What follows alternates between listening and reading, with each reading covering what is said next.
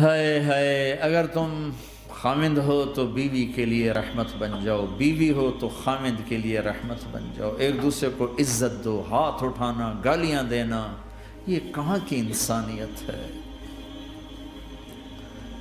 پھر ہمارا معاشرہ جوائنٹ فیملی سسٹم ہے، ساس ہو کر سسر ہو کر بچے اور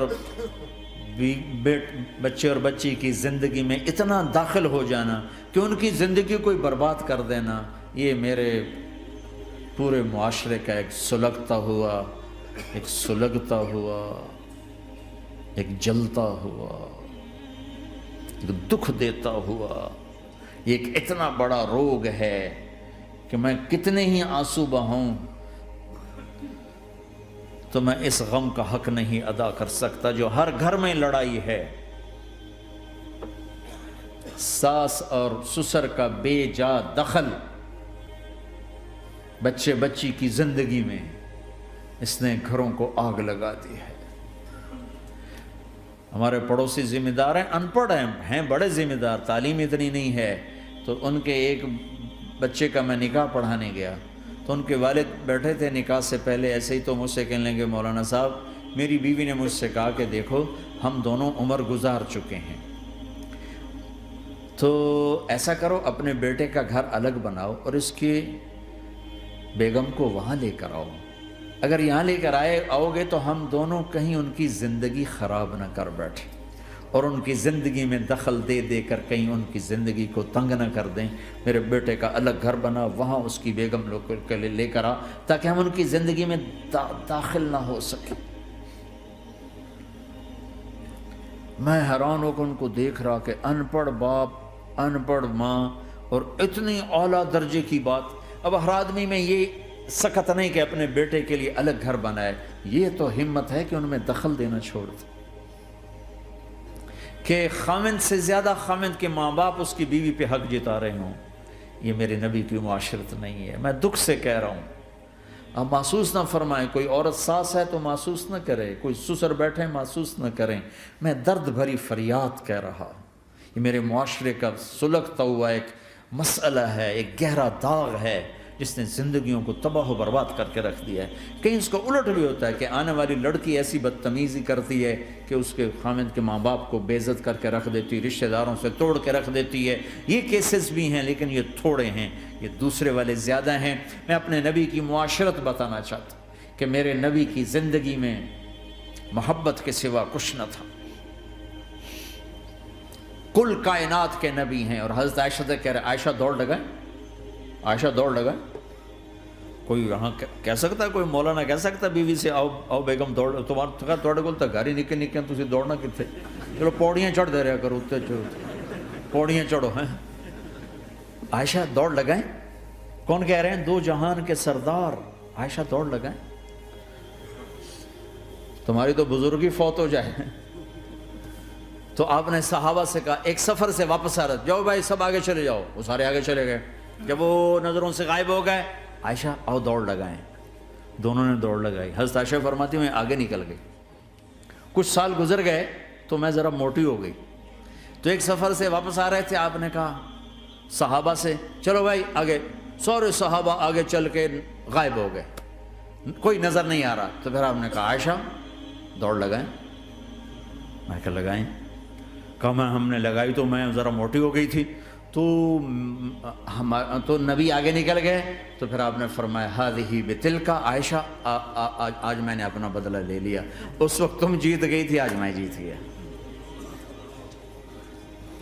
آپ نے نبی کی زندگی پڑھو اللہ کے واسطے کہ آپ نے گھر کیسے چلائے، کھانے کو کچھ نہیں اور بیویاں خوش ہیں، سلوک تھا نا، کھانے کو کچھ نہیں ہے، 2 مہینے چولہا نہیں جلتا ہے، لیکن بیویوں کو ایسی محبت تھی کہ وہ قربان ہوتی جا رہی، اور یہاں سب کچھ دے کر گھروں میں آگ ہے، اس لیے کہ بول ٹھیک نہیں، نہ خامد کا بول ٹھیک ہے نہ بیوی کا بول ٹھیک ہے، اور عام طور پر زیادتی چونکہ مردوں کی طرف سے ہوتی، کبھی عورتوں کی طرف سے بھی ہوتی، میں تو دونوں کے لیے بات کر رہا ہوں۔ اس زبان کو میٹھا کرنا سیکھ لو، اگر اپنے گھروں کو چین سے سکھ سے بھرنا چاہتے ہو تو چیزوں سے نہیں آئے گا، تمہارے سلوک سے، بیہیویئر سے آئے گا۔ اپنے سلوک اچھے کرو، اپنے رویے اچھے کرو۔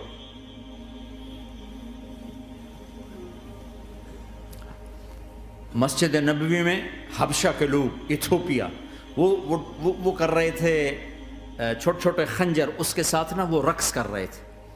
تو حضرت عائشہ کے کان میں آواز پڑے کہ یا رسول اللہ میں نے دیکھنا ہے۔ تو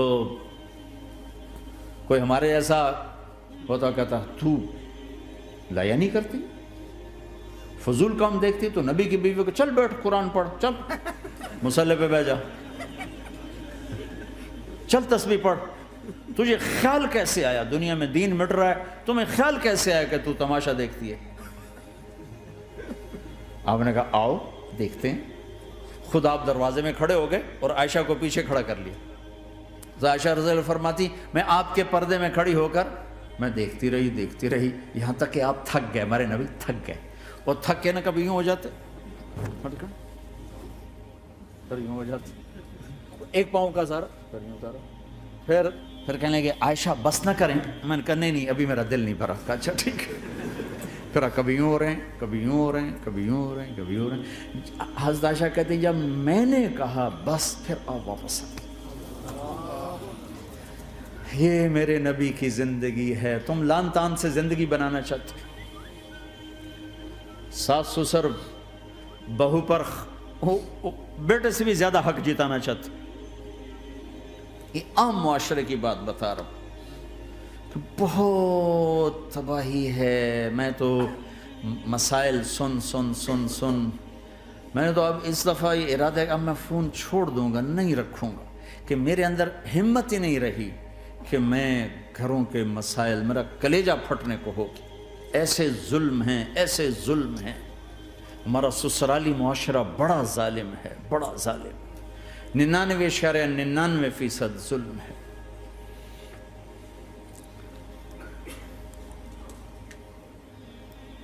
یہاں آنے سے پہلے ایک بچی کی پنڈی سے اس کا فون آیا کہ سسرال نے کہا تھا بچی ہوئی تو طلاق دے دیں گے۔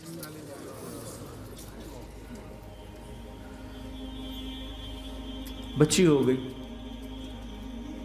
میں نے ہاتھ جوڑے، پاؤں پکڑے، میرا کیا قصور ہے، اللہ کی تقدیر ہے۔ طلاق دے دی، نکال دیا گھر سے۔ حج میں 2 بچی ساتھ تھے ابھی میرے حج میں، تو 22-23 سال کا بچہ تھا، اتنی سال کی بچی تھی، تو وہ میرے ساتھ حج میں اکٹھے تھے۔ تو ہم عرفات میں تھے، تو وہ بچہ میرے پاس آ گیا اور کہا جی بس مولانا میں اپنے گھر سے بڑا تنگ ہوں اور میں نے فیصلہ کیا میں جاتے اپنی بیوی کو طلاق دے دوں گا۔ میں نے کہا شادی کتنا عرصہ؟ کہا 3 سال۔ میں نے کہا بیٹا ایسا نہ کرو، میں جب حج سے ہم واپس جائیں گے نا عزیزیہ میں، تو تم دونوں میاں بیوی میرے پاس آنا۔ تو ہم جب واپس گئے تو میں نے پہلے اس کی بچی کو بلایا اور وہ خود ہی ملنے آ گئے کہ میرے کچھ مسائل ہیں۔ پھر اس نے بیچارے نے اپنا دکھڑا شروع کیا، تو کہا جی 1 سال بچہ نہیں ہوا تو میری ساس نے مجھے اتنا ذلیل کیا، سسرال نے، یہ تو بانجھ ہے، یہ تو بانجھ ہے، اس کا تو ہونا ہی نہیں ہے، اور اتنے تانے کہ میرے ماں باپ بھی رو رو برا حال، میرا رو رو برا حال۔ پھر آخر یہ ہوا کہ چلو میڈیکلی دیکھا جائے، ٹیسٹ کیا گیا تو فالٹ بچے میں نکلا، میں تو کلیئر تھی۔ تو پھر میری ساس کی ٹیپ بدل گئی، تو تقدیر ہے، تقدیر میں لکھا تھا ایسے، تقدیر ہے، تقدیر ہے۔ اب تقدیر آ گئی، اللہ کی رضا پہ پہلے اس کو ذلیل کیا ہوا تھا، اور جب بیٹے میں فالٹ نکلا تو اب یہ تو تقدیر ہے، تو اللہ کی رضا پہ راضی ہو جائے۔ یہ چھوٹے چھوٹے مسائل۔ جب میں نے تھوڑی سی ان سے سٹنگ کی تو ابھی میں اس سے فون سے ان ٹچ ہوں کہ کہیں یہ پھر بے وقوفی نہ کر بیٹھ۔ کہا مولانا ہمارا گھر سکھی ہو گیا پر ماں باپ دونوں ناراض ہو گئے۔ میں نے ان کی ناراضگی کی فکر نہ کر، انہیں راضی کرنا تیرے ذمے، تیری بیوی کے ذمے نہیں ہے، تو اپنا حسن سلوک باقی رکھ۔ اس حد تک یہ ہمارے گھروں میں جو نہ جاننے کی وجہ سے دیکھو تمہارے یہاں ٹریفک کا سسٹم کتنا اچھا ہے، 10,000 گاڑیاں چل رہی ہوں، ٹریفک بلاک نہیں ہوتی، چل رہی ہوتی، چونکہ ہر آدمی اپنی لائن میں چل رہا ہے۔ اور ہمارے پاکستان میں 10 گاڑیاں کٹھی ہو کے سر پھنسا کے کھڑی ہو جاتی ہیں، ساری رات کھلوتے رہتے ہیں، راہ نہیں دیتے، کھلوتے ہیں کئی دفعہ او تو ہٹ او تو ہٹ او تو پیچھے ہو تو پیچھے ہو، 200 گاڑیاں ادھر 200 ادھر. یہ چونکہ میں روز سڑکوں پہ چلتا ہوں، روز یہ تماشا دیکھتا ہوں. اگر تم اپنی لائن میں رہو تو کوئی فساد ہی نہیں، جب تم اپنا بیریئر کراس کرتے ہو پھر فساد شروع ہو جاتا.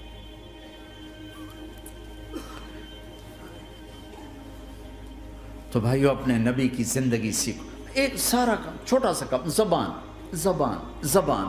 غیبت چھوڑ دو، جھوٹ چھوڑ دو، گالی چھوڑ دو، تانا چھوڑ دو، طنز چھوڑ دو، برا بھلا کہنا چھوڑ دو، بلکہ حوصلہ افزائی کرو، تعریف کرو. ایک ہماری دھوبن تھی ماسی شریفہ، مرحوم 85 میں فوت ہوئی، سن 85، بہت لڑاکی تھی. تو وہ آگے ایک دن میری بہن کے پاس کہنے لگی بی بی میری یہ نوہ میرے نال بڑا لڑتی آپ تھی، میں نے کوئی تویز دے ساریاں میری نوکر بن جائیں.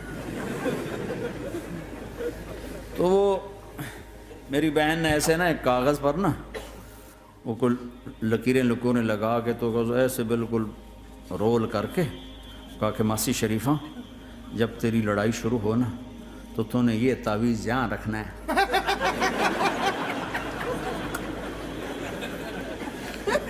اور اس کو گرنے نہیں دینا، اگر یہ گر گیا تو بڑا فساد ہو جائے گا.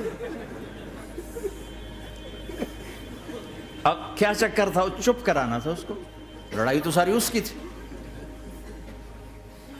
ہفتے کے بعد وہ آگے بی بی تو تا ایسا تویت دیتا ہے ساری لڑائی مک گئی. کیوں؟ جو ماسی شریفہ آپ چپ ہو گئی، یا وہ شروع ہوتے وہ ایسے کر کے بیٹھ جاتے، لڑائی ختم. تو میں سب کو یہ تعویذ دے کے جا رہا ہوں، جب تمہاری لڑائی شروع ہو تعویذ یہاں رکھ لینا، بولنا نہیں. دیکھنا چند دنوں میں تمہارے گھروں میں محبت کے پھول کھلیں. یہاں بہت زیادہ طلاق بڑھ چکی ہے، تھوڑے دنوں میں طلاق جو ایک دوسرے کی برداشت نہیں ہے. یہ میرے نبی کی زندگی ہے، برداشت کرو.